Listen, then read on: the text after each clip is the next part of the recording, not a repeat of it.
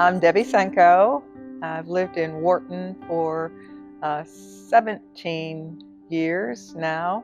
I've been at the First Presbyterian Church for 20 years this year, and been involved in many other things in the community, but been really enjoying being a part of the theater over the years.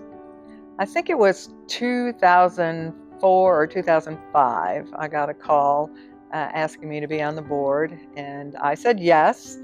And that lasted for quite a few years. I was treasurer for several years, and I've worked concessions and been involved in productions since 2005, I believe, until a couple years ago.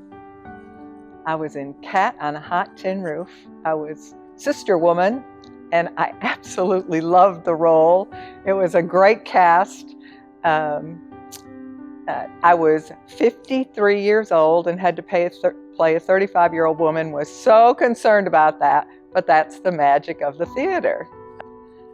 One of my favorite memories is, and it was probably the role that I loved the most, was the adult scout in Mockingbird. It was very challenging because I was the narrator, so I wasn't in conversation with any other person on the stage, and that was super challenging, but I absolutely loved that role. I loved the cast. I loved that we were getting to do such an important piece here, and it was well received. It's a shame that we still have to do pieces like that to remind us of where we still are, though. But that was my favorite role so far.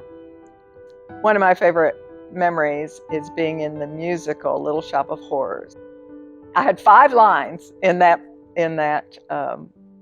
musical, but the harmony between Robin and Paula and I was absolutely priceless, and it was from the very first point we auditioned, and I just knew that we had to do that, and that was wonderful.